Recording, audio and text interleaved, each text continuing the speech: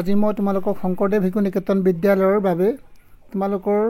তৃতীয় শ্ৰেণীৰ গণিত আৰু মৌখিক বিষয়ৰ এখন প্ৰশ্নপত্ৰৰ ভিডিঅ' আকাৰে দিবলৈ গৈছোঁ। গতিকে প্ৰশ্নপত্ৰখন তোমালোকে ভালদৰে চাবা।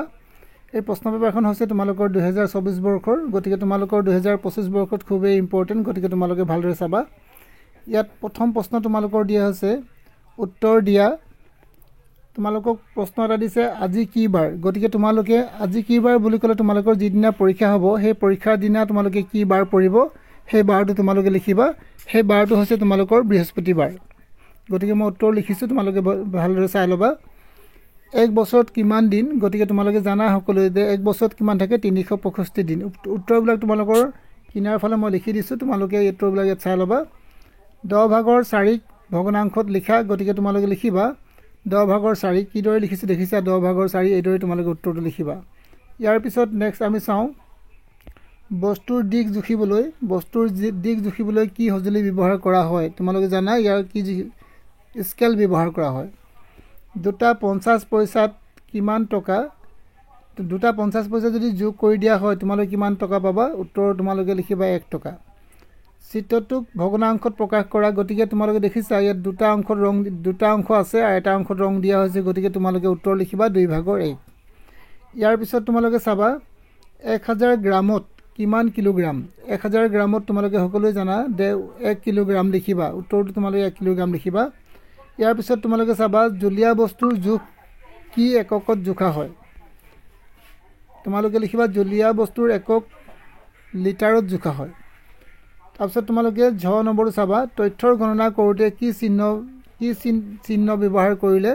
সুবিধা হয়, গতিকে মত ৰাখিবা দাগ চিহ্ন। দাগ চিহ্ন ব্যৱহাৰ কৰিলে আমাৰ সুবিধা হয়। এইখিনি তোমালোকৰ 10টা প্ৰশ্ন আছিলে। ইয়াৰ পিছত তোমালোকৰ 2 নম্বৰ প্ৰশ্ন আছে। 2 নম্বৰ প্ৰশ্ন তোমালোকক দিছে 2012 বৰ্ষটো লিপিয়েৰ হয়নে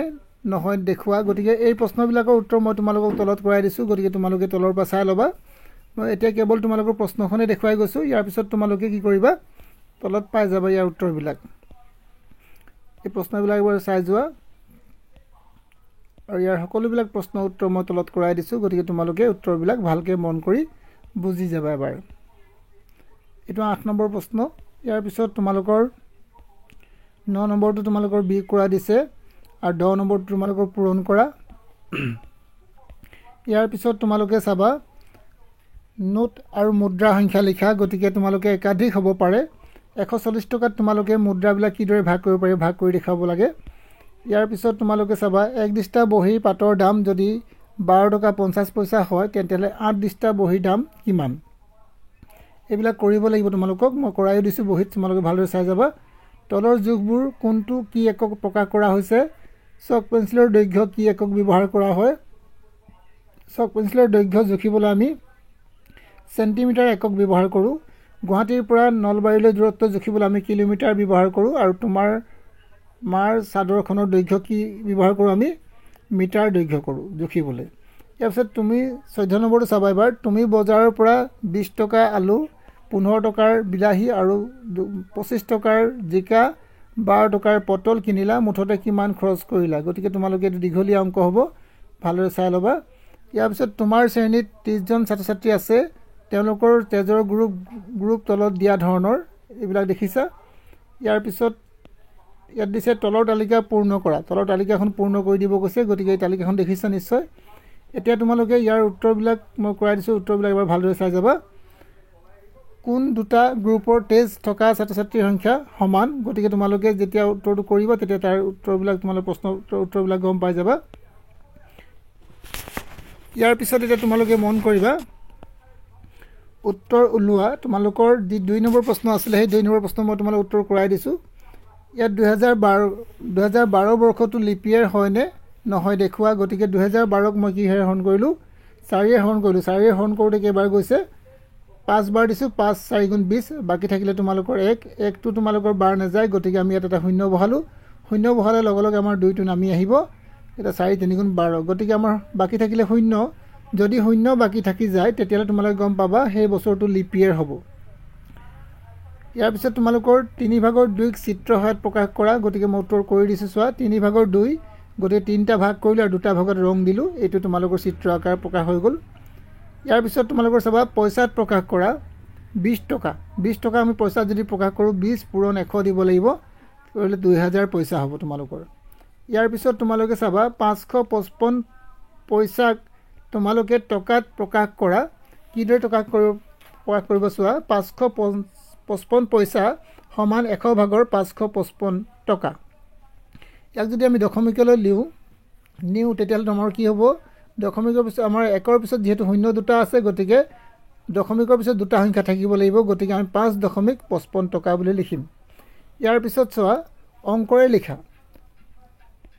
50 টকা 50 পইচা 50 টকা আৰু 50 পইচা গতিকে তোমালোকে লিখিবা 50.50 টকা লিখিবা ইয়াৰ পিছত তোমালোকে কিমান দিন হ'ব ওলোৱা তোমালোকে চাবা 2 মাহ 6 দিন 2 মাহ 6 দিন 2 মাহত তোমালোকৰ 1 মাহত থাকে 30 দিন গতিকে 30 ৰ লগত পূৰণ কৰিলো আৰু এফালে 6 দিনটো যোগ কৰিলো 30 আৰু 2 পূৰণ কৰিলে তোমালোকৰ হ'ব 60 দিন আৰু তাৰ লগত 6 যোগ কৰিলে হ'ব 64 দিন 66 দিন হৈ গ'ল ইয়াৰ পিছত তোমালোকৰ 4 সপ্তাহত তোমালোকৰ কেই দিন হ'ব 4 পূৰণ 7 যেহেতু আমি জানো যে এক সপ্তাহত 7 দিন থাকে গতিকে 4 ৰে পূৰণ কৰিলে 7ক 7 4 গুণ 28 দিন হ'ল এটো প্ৰশ্ন গম পালা ইয়াৰ পিছত নেক্সট আমি চাওঁ এতিয়া হৰ আৰু লব বাছি লোৱা গতিকে ওপৰৰ সংখ্যাটোক আমি লব বুলি কওঁ আৰু তলৰ সংখ্যাটো হৰ বুলি কওঁ যেহেতু আমি ওপৰত লব 7 আছে আৰু হৰ আমি 8 লিখিম এটো ঠিক তেনেকৈ ওপৰত আমাৰ 4 আছে গতিকে লব আমি 4 লিখিম আৰু হৰ আমি 9 লিখিম তলৰ সংখ্যাটো লব বুলি কয় ভালদৰে বুজি লবা ইয়াৰ পিছত তোমালোকক চোৱা ভগ্নাংশত প্ৰকাশ কৰা 0.8 গতিকে তোমালোকে লিখিবা দশমিকৰ পিছত কেইটা সংখ্যা আছে এটা সংখ্যা আছে গতিকে তোমালোকে 10 ভাগৰ 8 লিখিবা আৰু ইয়াত 0.07 আছে গতিকে দশমিকৰ পিছত কেইটা সংখ্যা আছে দশমিকৰ পিছত আমাৰ দুটা সংখ্যা আছে গতিকে 100 ভাগৰ 7 লিখিম এটো তোমালোকৰ উত্তৰ হৈ গ'ল ইয়াৰ পিছত নেক্সট আমি চাওঁ কি আছে আৰু দশমিকত প্ৰকাশ কৰা 4 ভাগৰ 1 আৰু তোমালোকৰ 50 ভাগৰ 13 4 ভাগৰ 1 দিলু সমান 4 ভাগৰ 1 আৰু 4 লগত কি পূৰণ কৰিলে তোমালোকৰ 100 হ'ব চোৱা 25 পূৰণ কৰিলো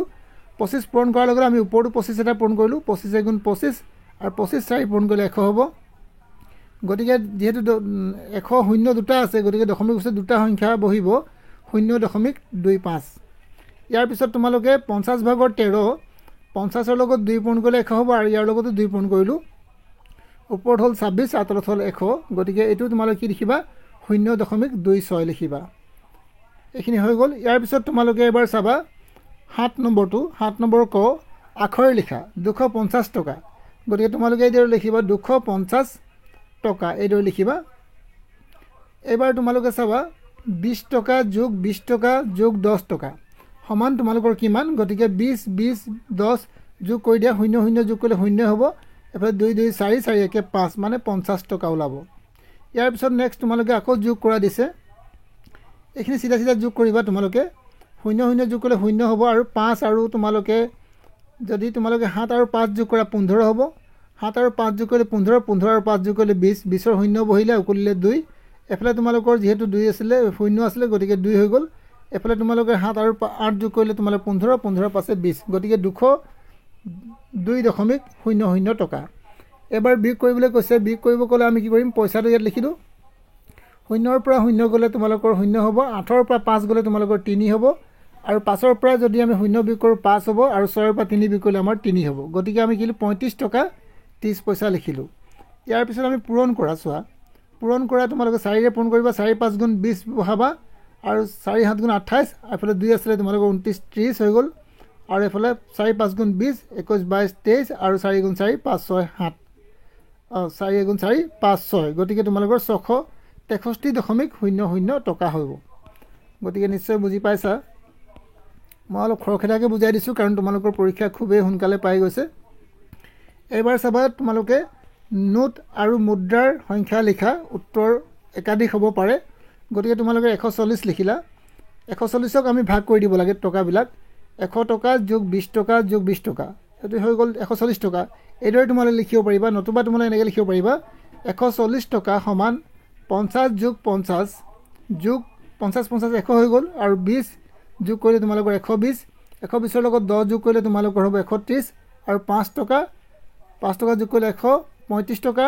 আৰু 2 টকা যোগ কৰিলে 137 টকা আৰু 2 টকা যোগ কৰিলে 139 টকা আৰু 1 টকা যোগ কৰিলে তোমালোকৰ 140 টকা তোমালোকে এইদৰেও লিখিব পাৰা আৰু এইদৰে লিখিব পাৰা যিদৰে এইদৰে লিখিলেই হ'ল তোমালোকৰ ইয়াৰ পিছত চাবা তোমালোকে 12 নম্বৰ প্ৰশ্নটো এক দিস্তা বহীৰ পাতৰ দাম 12 টকা 50 পইচা হ'লে 8 দিস্তা পাতৰ দাম কিমান হ'ব গতিকে তোমালোকে এইদৰে লিখিবা এক দিস্তা বহী পাতৰ দাম তোমালোকৰ 12 টকা 50 পইচা এতেকে 8 দিস্তা বহীৰ দাম তোমালোকে 12 টকা 50 পইচা পূৰণ 8 গতিকে পূৰণ কৰিলে তোমালোকে পাবা 100 মানে 100 টকা 100.00 টকা মানে 100 টকা হ'ব তোমালোকৰ ইয়াৰ পিছত তোমালোকৰ 13 নম্বৰ প্ৰশ্নটো মন কৰিবা তলৰ জোখবোৰ কোনটো কি এককত প্ৰকাশ কৰা হয় তোমালোকে লিখি যাবা মই কৈছিলো তোমালোকক চক পেন্সিলৰ দৈৰ্ঘ্য সেন্টিমিটাৰ এককত প্ৰকাশ কৰা হয় গুৱাহাটীৰ পৰা নলবাৰী দূৰত্ব আমি কিলোমিটাৰ এককত প্ৰকাশ কৰা হয় এইদৰে লিখিবা আৰু তোমাৰ মাৰ চাদৰখনৰ দৈৰ্ঘ্য তুমি কিদৰে জুখিব পাৰিবা মিটাৰ এককত জুখিব পাৰিবা গতিকে তোমালোকে লিখিবা মিটাৰ এককত প্ৰকাশ কৰা হয় ইয়াৰ পিছত আমি কি আছে চাওঁ এতিয়া তোমালোকৰ 14 নম্বৰ প্ৰশ্ন চোৱা তুমি বজাৰৰ পৰা 20 টকা আলু 15 টকা বিলাহী 25 টকা জিকা আৰু 12 টকাৰ পটল কিনিলা মুঠতে কিমান খৰচ কৰিলা গতিকে তোমালোকে লিখিবা আলু কিনা হয় 20 টকা পটল কিনা হয় 15 টকা জিকা কিনা হয় 25 টকা আৰু পটল কিনা হয় তোমালোকৰ 12 টকা গোটেইবিলাক যোগ কৰি চাবা তোমালোকে 72 টকা পাবা গতিকে এইটো হৈ গ'ল তোমালোকৰ উত্তৰ ইয়াৰ পিছত তোমালোকে চাবা তোমাৰ শ্ৰেণীত 30 জন ছাত্ৰ ছাত্ৰী আছে তেওঁলোকৰ তেজৰ গ্ৰুপ তলত দিয়া ধৰণৰ এইকেইটা তোমালোকৰ A B O A B এনেকৈ দি দিছে গতিকে এবাৰ তোমাক কি কৰিব কৈছে চোৱা এই তালিকাখনত পূৰ কৰিব কৈছে তালিকাখনত তেজৰ গ্ৰুপ A কেইটা আছে B কেইটা আছে AB কেইটা আছে আৰু O কেইটা আছে আৰু ছাত্ৰ ছাত্ৰীৰ সংখ্যা লিখি যাবা এইদৰে গতিকে তোমালোকে হিচাপ কৰিবা এই কেইটা আছে হিচাপ কৰা চাবা ইয়াত এটা আছে ইয়াত এটা হ'ল দুটা তিনটা চাৰিটা পাঁচটা ছয়টা সাতটা আমি সাতটা পাইছোঁ গতিকে আমি কি দিম ইয়াত এ পাইছোঁ আমি 7টা তলত লিখিছোঁ মই চাবা ইয়াত লিখি দিয়া নাই মই তলত বহীত কৰি দিছোঁ তলত লিখিলোঁ আমি 8টা আছিলে গতিকে তোমালোকে এই 8টা লিখিবা বি তোমালোকৰ 9টা আছিলে গতিকে তোমালোকে 4টা আছ কাটি দিবা 5টা হ'ব আৰু 9টা আৰু এ বি তোমালোকৰ 4টা আৰু তোমালোকৰ ও আছে তোমালোকৰ 9টা এতিয়া তোমালোকৰ প্ৰশ্ন কেইটা সুধিছিলে এই প্ৰশ্ন কেইটা উত্তৰ লিখিব লাগে কোন দুটা গ্ৰুপৰ তেজ থকা ছাত্ৰ ছাত্ৰীৰ সংখ্যা সমান গতিকে আমি দেখিছোঁ ও আৰু বি গ্ৰুপৰ তেজৰ থকা ছাত্ৰ ছাত্ৰীৰ সংখ্যা সমান কোনটো গ্ৰুপৰ তেজ থকা ছাত্ৰ ছাত্ৰীৰ সংখ্যা কম গতিকে তোমালোকে লিখিবা এ বি গ্ৰুপৰ তেজ থকা ছাত্ৰ ছাত্ৰীৰ সংখ্যা কম এ গ্ৰুপৰ তেজ কিমান ছাত্ৰ আছে এ গ্ৰুপৰ তেজ কিমান জন আছে গতিকে তোমালোকে লিখিবা এ গ্ৰুপৰ তেজ 8 জন ছাত্ৰ আছে এইদৰে লিখিবা এইখিনি আছে তোমালোকৰ ইয়াৰ উত্তৰ গতিকে এবাৰ মই ভালদৰে দেখুৱাই দিছোঁ যদি তোমালোকে বুজি নোপোৱা মোক কমেণ্টত জনাবা তেতিয়া মই নিশ্চয় তোমালোকক সহায় কৰিম আৰু আজিলৈ মই তোমালোকক ইমানতে এৰিব বিচাৰিছোঁ নেক্সট ভিডিঅ'ত আকৌ লগ পাম যদি তোমালোকে মোৰ ভিডিঅ'বোৰ চাই উপকৃত হ'ব পাৰিছে তেনেহ'লে মোৰ চেনেলটো এবাৰ লাইক কৰিবা ছাবস্ক্ৰাইব কৰিবা আৰু শ্বেয়াৰ কৰিবা